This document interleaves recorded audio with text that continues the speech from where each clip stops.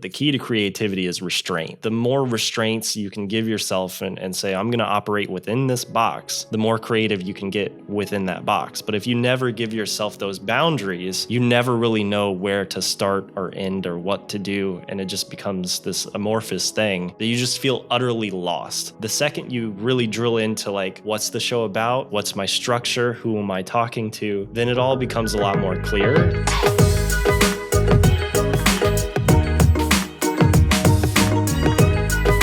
Hello, my name is Dustin Knouse, and I am the VP of Creative at Record Edit Podcast, and I'm joined by Bradley Denham, I'm the founder. And Brendan Woolwine, the head editor. So we thought we'd try something a little bit different this week. We're going to do a bit of a roundtable and take some pretty common questions that we've been getting here at Record Edit Podcast.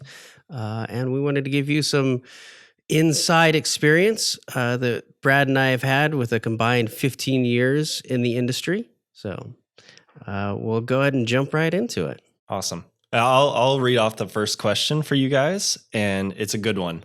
Can you make money with your podcasts? This is asked by Sherry K. Yeah, I guess I'll jump in with that one. There are so many ways today to make money with podcasting. It used to be very traditional of back 10 years ago, your only options were really to try to sell ad space or try to make some money as an Amazon affiliate. But today, Patreon, which is a great way to go, that you can just ask for donations. But now more and more platforms are incorporating ways to make money. For example, Apple Podcasts has had their own sort of donation system, as well as even using social media. If you're into cryptocurrency, Twitter just released a way to have people send you Bitcoin to help support your ideas and things that you're doing. So really, it's a matter of just using your imagination at this point. I would say most shows don't rely on just one form of revenue anymore. Most of them will have their merch, will have their Patreon, will have their traditional advertising revenues as well. Let's dive deeper into that too, because what you were explaining right there was sort of a more, well, I don't want to say like a general show, but sort of like a more topical, interest-based show. But I know a lot of people listening are also like marketers and business professionals, coaches, consultants. And a few of the ways that they can make money is by selling their own internal products and services. And you'd mentioned advertising within the show. You can definitely run your own ads, but another sort of more interesting angle to it is this idea of account-based marketing. So essentially having your prospects on as guests to the show and then initiating a genuine, honest sales conversation after the episode publishes. Because if you're a little clever about it, you can build a show that you not only have an excuse to connect with ideal customers on, it'll also attract them too. So it doesn't have to be purely just like advertising revenue. There's several ways you can go about making money with your show with a little bit of creativity. Yeah, it definitely depends on what your return on investment is for your show. You may not necessarily want to try to sell merch. You may want to just, like Brad said, generate those leads, and that's a big deal. A lot of times that can be much more financially beneficial if you're a company as opposed to trying to read an ad. It's also better to never put all of your eggs in one basket. So doing more than one way to make money. So don't focus on one. Make sure you have more than one, because sometimes you're not going to have an ad in your episode. Having more than one income is always safer than just depending on one way.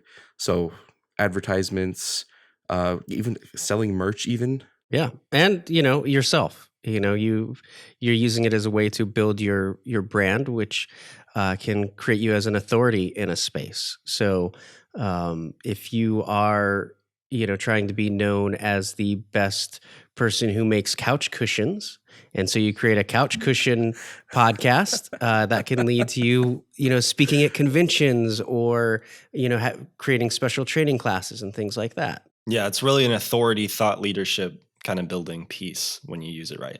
This next one from Jonathan B. Why do some podcasts have different seasons? There's a few different reasons why you might. One of them simply is that if it is like a fictional narrative style of show, that you might need that break to write scripts and things like that.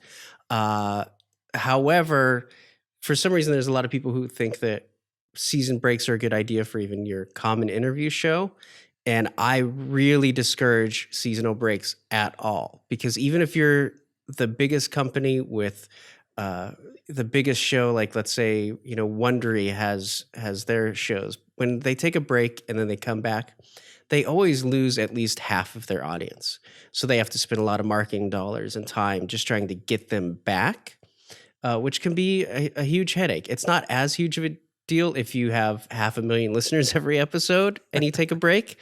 But if you're only sitting at 5, 10, 20,000 downloads an episode, or even less, that's a lot of momentum that you lose by taking even a month break or a 2-month break. Because you have to remember that podcasting is very much built on habits. So, if you're there Wednesday, I'm going to the gym show, and you just stop releasing episodes, well, now they have to find a new show that's going to be their Wednesday show, and they may not be there when you come back from your seasonal break. This was actually something one of our guests, Justin McElroy, was talking about with all the shows that he's started. And if you guys haven't checked out his episode, he's been podcasting like well over a decade. He started like a dozen shows, has done millions of downloads. And one of the things he was recommending new podcasters do was really build that habit in their listeners. And I'm trying to remember the story, but he's basically like, you can't build an audience with one episode. He said that there's been hundreds of people come up to him like, hey, I just started my podcast, check out my first episode. And he's like, you don't want me to check that out, because it's like, it takes time to develop a show, but also you haven't really validated the concept. And what could go wrong with sort of this like seasonal route is that, like Dustin said, you could lose the momentum. Everything you just built up towards, and it's like a car. You're pushing the gas on the car, and the more you push on the gas, the more momentum you have. But the second you let off of that, comes to a stop. So you really have to have the systems and processes in place that are like, if you do want to take a break and podcasting is important to you and your business, you should be banking up episodes and like having a team in place to handle that for you, so that you continue to build that momentum, but you don't really notice it because like it's all done for you. And I totally get, everyone needs breaks and vacations and time off. And Brad raised a good point that I always encourage any talent I work with to have at least 3 episodes in the bank, not just because you do need the mental rest, but also you just don't know what life's going to throw at you. If a relative gets sick or something like that and you just can't record, you still don't want to lose that momentum. So the more episodes that you can have banked, ready to go, the better. As an example, I live stream sometimes too, and I went from 0 to 100 followers in 2 months, and then I took like a 2-month break, and now I have maybe 1 or 2 people in chat now. So I mean, quickly people will find something else to do if they're not listening to you anymore. That's a really good piece of advice. So next up, how long is the ideal podcast? Michael G. Great name. Dustin actually found an interesting study from Nielsen that episodes are getting shorter. So the standard used to be about like an hour in length. And if I'm not mistaken, you said about like 45 now is sort of the average, right? Yeah, correct. Why do you think that is? I think that it's just there's so much content out there that people want to get to that they're just not willing to invest as much time into a podcast. Because there's, even with true crime, there 4 or 5 years ago, there was like 2 or 3 big true crime shows that people really wanted to listen to. Now there's hundreds of true crime shows. And there's just a lot of great content being made. So, I may not want to listen to 4 hours of Joe Rogan anymore. I may want to listen to, an hour of Joe Rogan and then jump over and listen to a different show. So I think that's a big part of it. I also think that people are just not, their days are just getting busier and busier. So they may not be spending as much time at the gym, or they may not be, doing the things that they used to do as long. So I always suggest starting at about 45 minutes and then use your analytics to see if you should be going longer or shorter. And the best place to get your analytics is Apple Podcasts, because there's just more users there. And the back end there will show you what your consumption rates are. So if you're sitting at around 76% consumption rate or better, you're good.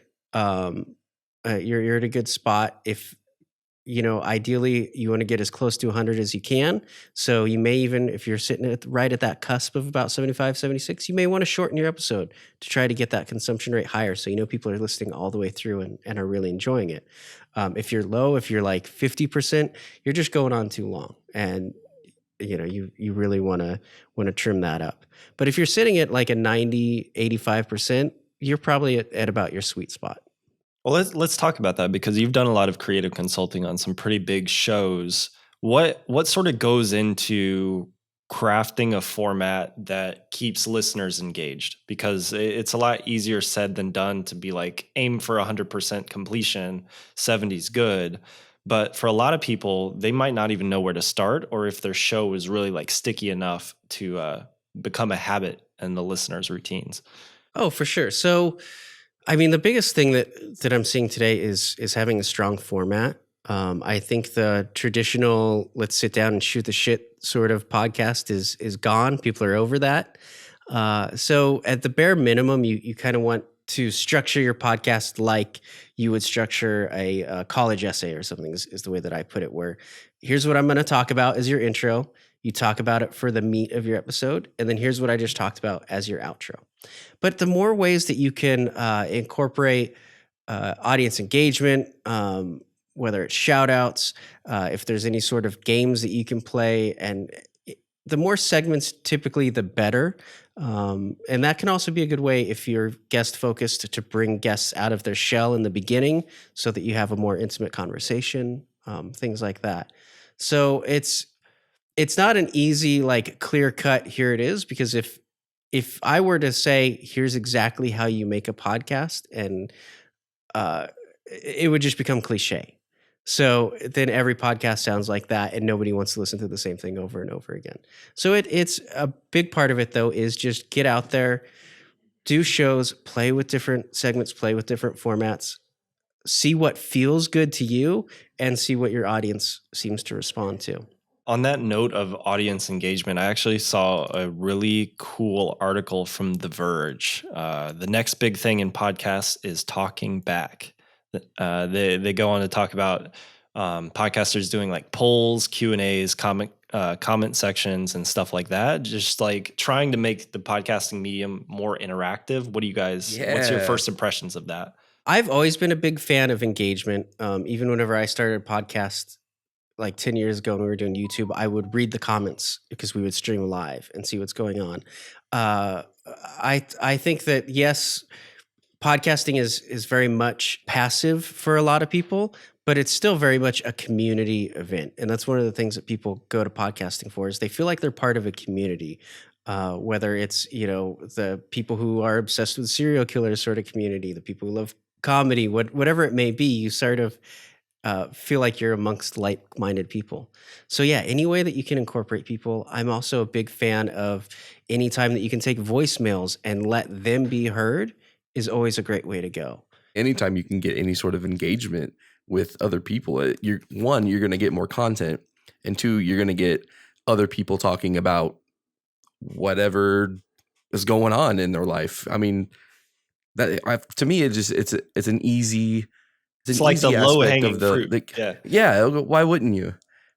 You get to talk to your audience too and see what they're going. Like, it just brings everybody together too, as whatever your community is. I'm surprised it took this industry so long to start focusing on stuff like that. And it's also sort of a content marketing hack too. The technical term for it is user generated content, and the best content to make is stuff that your people are directly asking for. So I think just engaging the audience where they're at makes total sense. And I'm excited to see how the apps develop to accommodate that, because right now this has been the biggest problem in podcasting since day one, is like, feels like a black box. Like people are listening, but it doesn't feel like they're listening because like they're busy. They're not commenting, they're not interacting. So I think making it the medium more interactive is going to be really cool. It's good to have best of both worlds. Plus, it's fun to see some of the things I do in live streaming kind of be incorporated into podcasting, which I do both. So I'm excited to see what we can do with that. All right, so this next one is from Anton J. And Brendan, I know you already did a video about this. What kind of microphone should I buy for podcasting? So if you want a good quality microphone, I think you two have really good suggestions. The Shure microphone. And Brad, what was the one you used called too? The ATR 2100, it's been discontinued, but the Samson Q2U is basically the same. I think Dustin has it now. Yeah. Yeah, I'm using the Q2U at this moment. I think the big things to really look for is one thing you do have to be careful of, I should say, is there's a lot of people who say they sell podcast microphones that aren't really for podcasting. They're studio microphones. So ideally, what you want to look for is what's called a dynamic microphone. If you get a condenser microphone, that's going to be really bad unless you're in a studio environment, because it's just going to pick up every little echo, every little sound. So that's what I'm using right now. But the hack that Brendan is using is that he has it very quiet and is close to the microphone so that he doesn't pick up as much of the echo. And that's an important thing, even for these microphones, is to keep it close, keep it quieter. And because you can always bump up in post, as opposed to if it's too loud, there's not much that you can do in post. Very true. To answer this question from a different angle, if you're starting a podcast and you don't have a microphone, use your phone. There's really nothing wrong with using your phone. I actually, in the video, I used like an old Samsung Galaxy S8 for my intro and outro. And I couldn't hear a difference between what I was usually using and my phone. And then I got this thing, which is a little better, but start with your phone. You got to start somewhere, or else you're never going to get your podcast going, you know? Yeah, and phone microphones are getting better and better all the time. And I think that's an important thing, is that even on our more expensive professional shows, we use phone and voice memos as our backup recording in case something goes wrong with the internet or whatever. And it is just great quality. Yeah, it's also very important to just start where you're at, to kind of echo it back to yet another past guest, Tom Boyd, who actually released this week. He's like a short form content creator and like strategist for Margaritaville. He's worked with a bunch of big brands, especially artists in the music industry. And like his big thing is kind of teaching young creators, or beginner creators, I should say, the mindsets to succeed. And it really just all dials back to just like starting now. Like just start. Everything will get better as you go along. And like even with this show, like we got together and like we just need to start. Like we have experience doing all these things. We want it to be perfect, but we're busy with like our business. But we need to just start. And I'm really proud of like how much we've progressed even this far. Like we went from 0 to 40 subscribers without calling in any favors in like less than a month. And our videos are getting views. So the most important thing is just start. And you're probably going to look back at these videos and cringe. Not to you, Brad, but just in general, anybody who starts a show, your first couple of episodes are going to be bad because you're going to develop a better way to produce your show, or even just talking and being a host in your podcast is a challenge that as you grow, you're going to look back at the old ones and be like, what was I thinking? Well, what you were thinking is, I'm going to get my podcast going. I'm going to get the car. I'm going to get the accelerator on the car, and we're just going to keep on rolling. And that's it. All right. So this comes from Jennifer L. Brad, I feel like you got a lot to say on this one. Should I transcribe my podcast? No. that's the answer. Just no. Maybe 10 years ago, but Google looks at the quality of content now, not the quantity. So even if you spend money on a rev transcript and get that 99% accuracy or whatever, no, podcast listeners are busy people, and they're not going to take the time to read through a 20-page transcript, and it doesn't help you in Google anymore. I think it's a waste of energy, because like when I first started out my journey like in podcast production, I was out actually helping Cortland Allen from Indie Hackers write the transcripts for his podcast because he thought that it would help with SEO and ranking and all of that.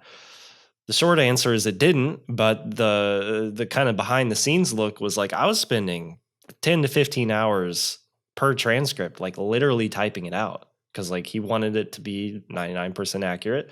None of the tools at the time were working. This was like 4 or 5 years ago. You had to do that manually, and it was just time consuming. It was expensive. It had little to no impact. And really, if you want to kind of add things on to your podcast, video is where it's at. Swap out that transcript for video, and your podcast will start growing.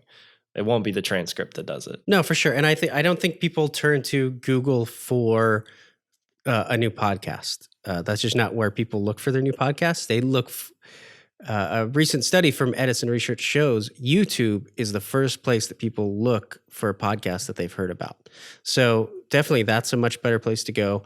That has better SEO. They automatically transcribe it and use all of that information.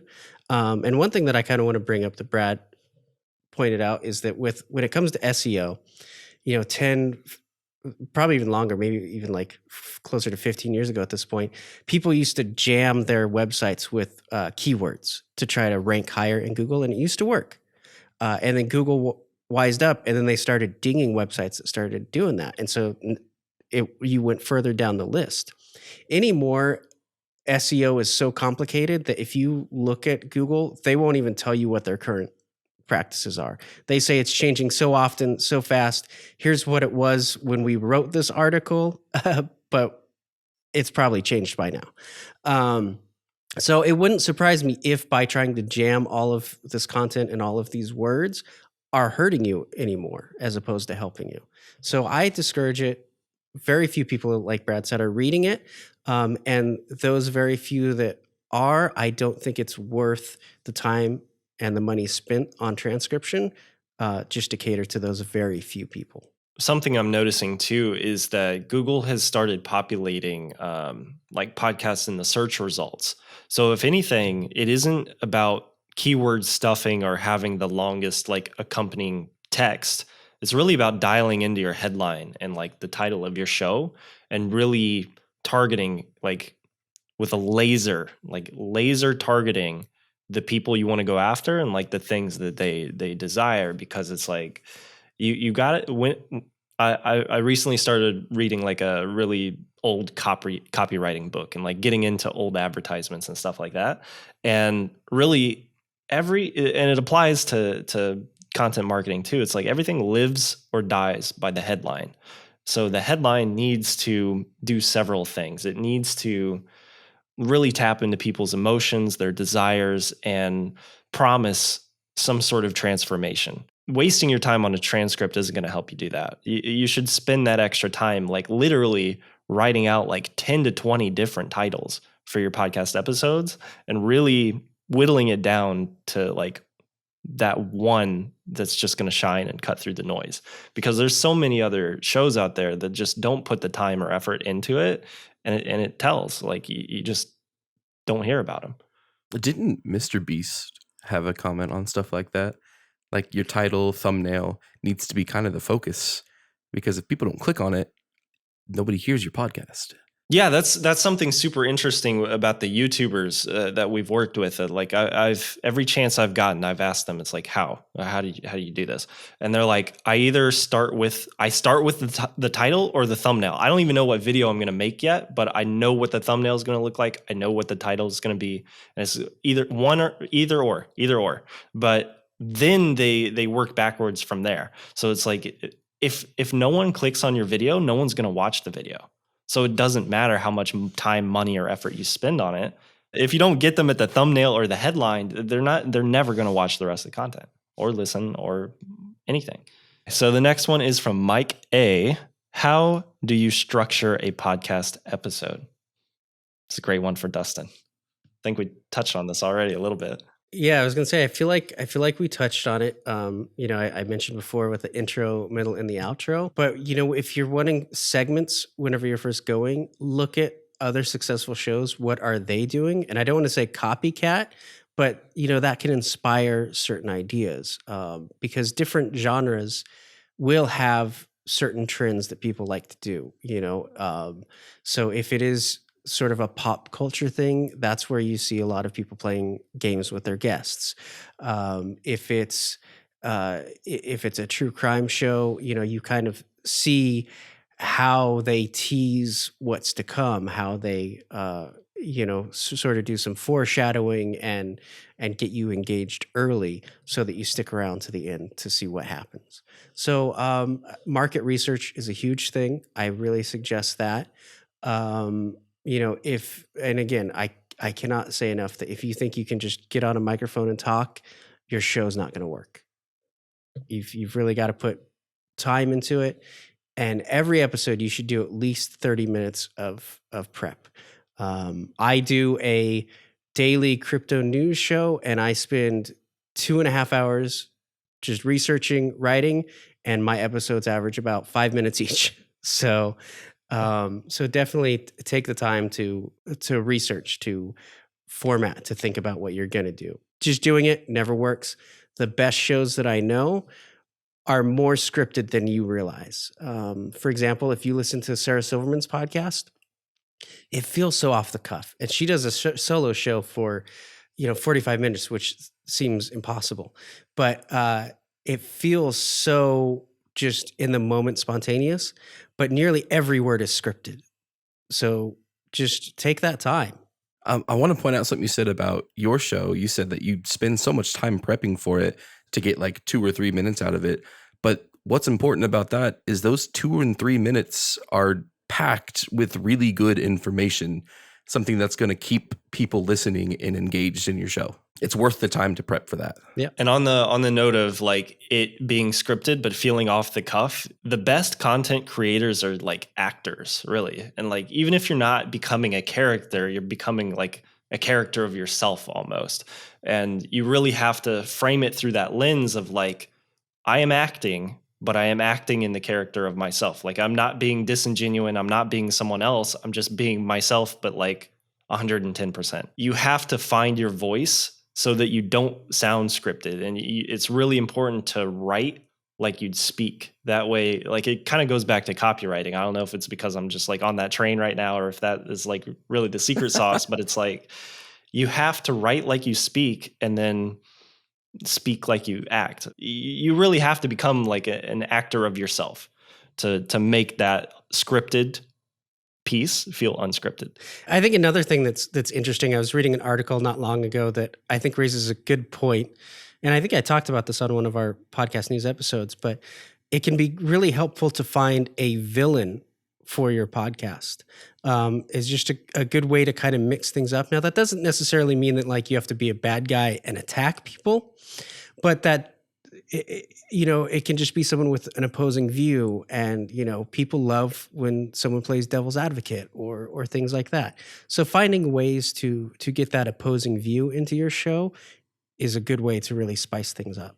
Polarization is like the hack, because every time you have two people who disagree that can speak like about something, it's always interesting.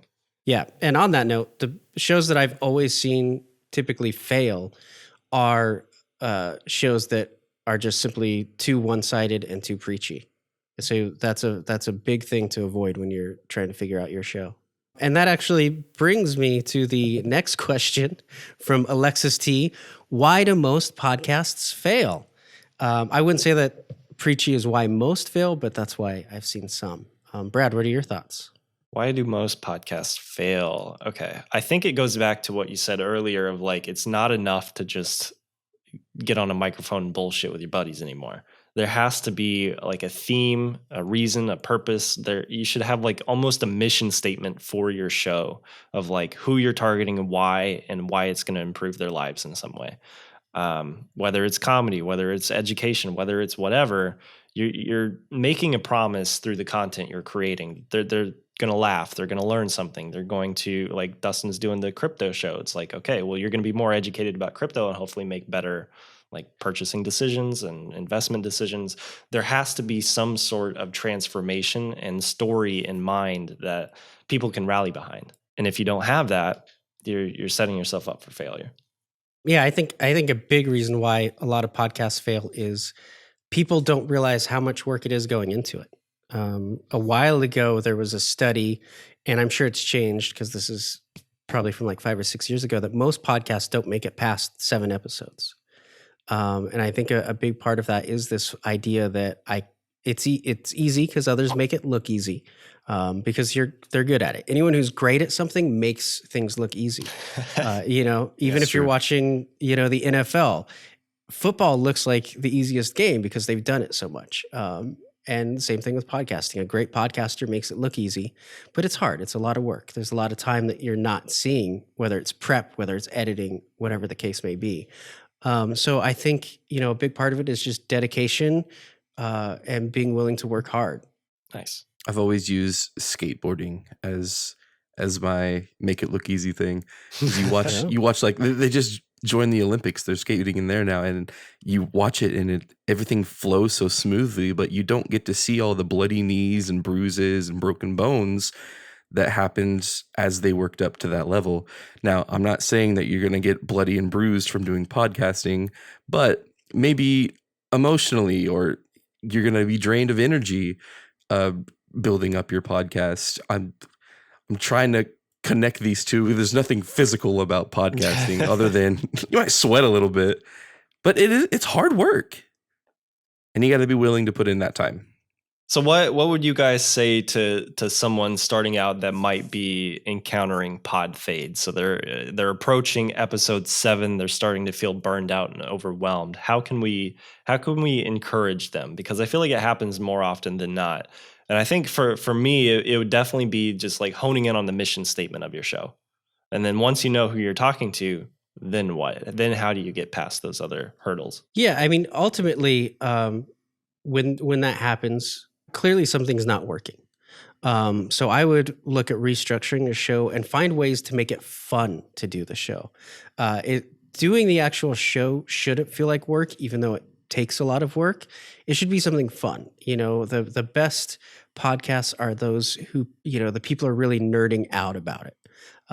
Which is, again, that's why true crime is so successful, is because these are people who really nerd out on what happened, the crazies of the world, things like that. So if you're feeling that pod fade, just look at what is it that's going to make it fun. So we have a show where oftentimes in the middle of their recordings, they'll mention how building up to the recording is the hard part, and then they call it that's de-stressing while they're recording and talking to each other about whatever subject that they're talking about.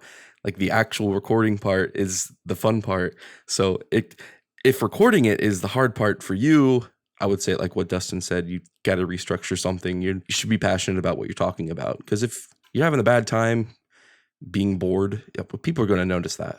I think that's so interesting too, because that's definitely been my experience. Is like I feel so much self-doubt. Like I see the time on my calendar, and everything in the back of my head is like, just make an excuse. Like, you're sick, you got something to do. Just don't do it. And I feel like a lot of people experience that. I know it goes back to just like anxiety, but if this is important to you and it's going to help you in some way, you just got to push through it. And I think you're right, Brendan. It's like the recording of the show is the easy part. It's everything leading up to it that's difficult. And if it feels difficult, something's wrong. If you're just anxious, you got to push through it. But if it's a slog, like try to step back and reassess, like what is making this difficult, and like how can you change something to make it a little more easier. That could be as simple as something like doing research before the show, knowing what you're going to talk about, think about steps you're going to take on like we have a list of questions that we're reading off. That makes it easier for us. And in recording this, I'll admit this is kind of the easy part.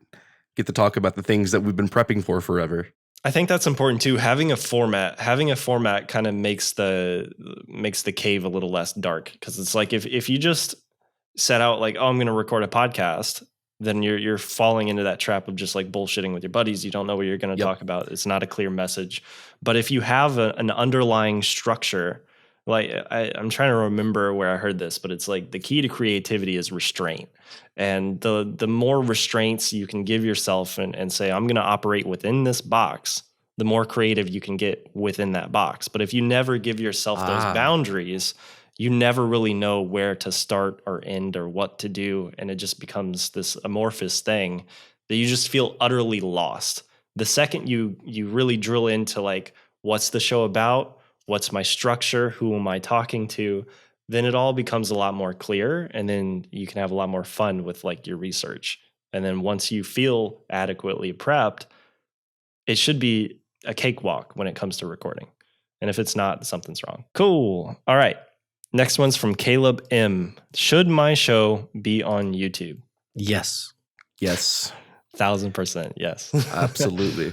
I think we've already talked about YouTube being the best place for people to find a new podcast. Yeah. And, YouTube is actually about to release a feature to the public where it was paid for a long time, where you could have your phone screen off and it would still play videos, which is a big thing for podcasting. But now they're expected to release it to the public without paying for their upgraded service. So that's going to be a big game changer. Yeah. All right. Yeah, I have YouTube Premium. I've had that for a long time. Yeah. That's interesting that they're letting that go. That's good for podcasting. Yeah. You're right. That's huge. Absolutely. At night, I listen to podcasts as I fall asleep, and my wife doesn't like the light on my phone. So I that's why I got it. I get to lock my phone and listen now. That's awesome. Yeah. So once that they do release it to the public, that's going to be a big game changer. It's also great to have a show doing video because that's perfect for social assets. A lot of people try to do what's called audiograms, where it's just a still picture or maybe some wavelengths, but people don't engage with that on social media like they do with video. I've also had on multiple shows that I've worked on, I've had social media assets be used in traditional media, like picked up by CNN or The View and things like that. And that never would have happened with just an audio only thing. So putting it on YouTube is huge. Yeah. And when we say putting it on YouTube, to take that even a step further, YouTube is investing a lot of money right now into long form creators and short form creators. And it almost feels like a lot of people in the middle, unless if they've already built up the audience like that, kind of like traditional 5 to 15 minute YouTube video that everyone's come to know and love, is sort of dying, and it's harder to break into that space now. But I just had a call with YouTube probably like last month, and they were showing me how to optimize long form videos, because they're like, we're going to be doing a lot more for long form creators going into 2022. But at the same time, everyone's trying to compete with TikTok right now. And for us, and this podcast at least, YouTube shorts are really popping off. Like our most popular videos are 15 to 20 second shorts. Yeah. And like I said earlier, we're a brand new channel, 40 subscribers as of recording this. And our podcast episodes will range from like 30 to 60 views on YouTube. But our shorts, I feel like I'm starting to figure it out. Our shorts are getting like between like 300 to almost 1,400 views on some clips. So if you're not doing video, you're missing out. And if you're not doing short form, you're also missing out. But to even take it way far back in the conversation, the SEO point, YouTube is the world's second largest search engine. SEO there is so much more important than SEO on Google, because think about why people are on Google, like typing stuff in. Like they're trying to solve a very specific problem. If they come to YouTube and type something in, they're looking to be like educated, entertained, inspired, whatever. They're actively searching for video content to consume and watch. They're not just looking up how to bake chocolate chip cookies. So I would argue that YouTube SEO is like 1,000 times more important than Google SEO. Yeah. And I mean, I think that's an important thing to touch on too, is that one of the biggest problems with podcasting has always been discoverability. People just don't go into, the Apple Podcasts app and type keywords to find a show. That's just not what, typically it's something that you see pop up as a banner that you click on, or is something that someone told you about, and that's how you find it. But people do go on YouTube and type in, what is going to happen with Bitcoin? What is going to happen with, whatever the subject matter might be. Or, they may just type in Jeffrey Dahmer because they want to know about serial killers and get all those shows. But that's not something that we see in podcast apps. You were talking about how our best videos performance-wise have been in the shorts.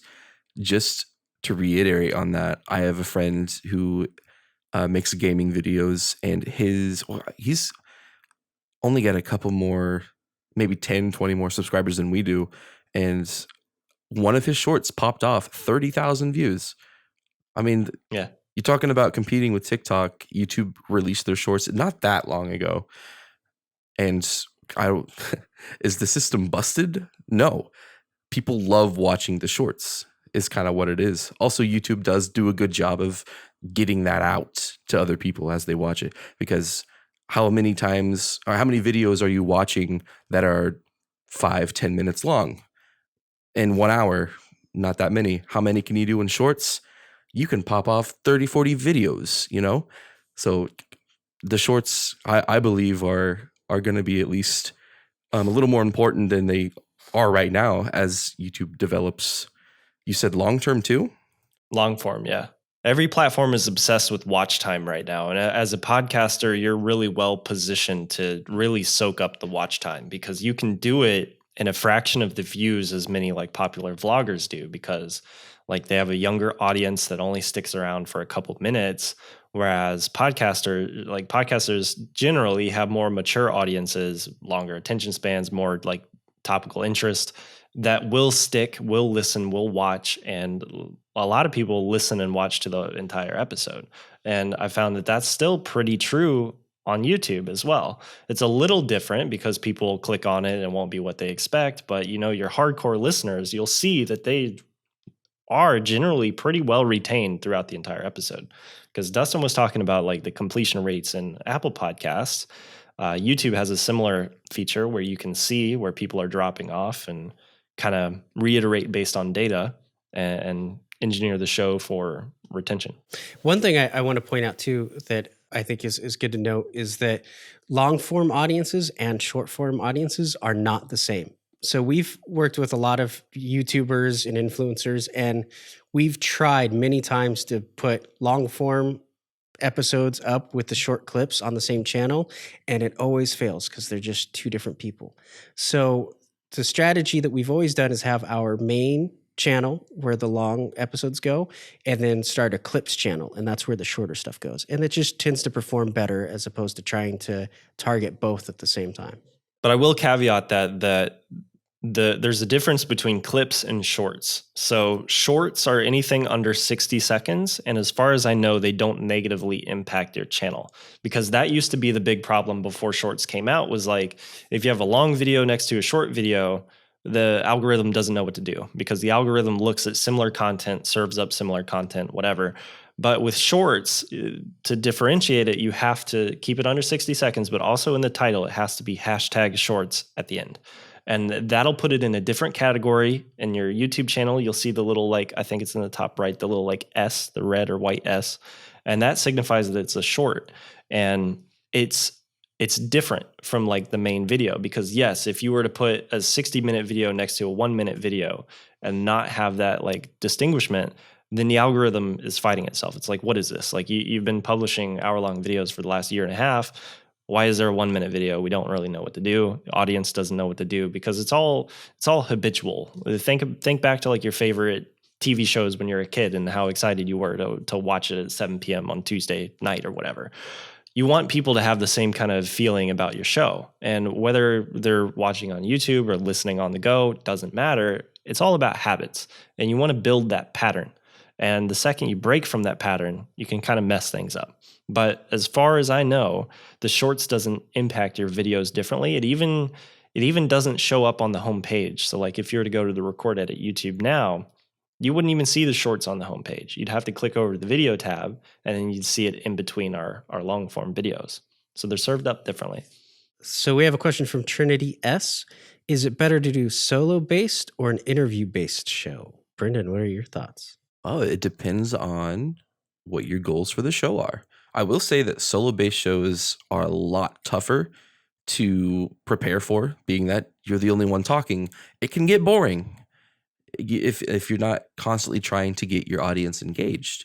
Having an interview, you always have another point of view, or like you mentioned earlier, an opposing point of view. But I wouldn't say one is better than the other. Yeah, I agree. I think, like you said, solo-based shows tend to be harder and you have to be more creative. And I would even go to the point of saying that you probably need a little bit more production value when you're doing them.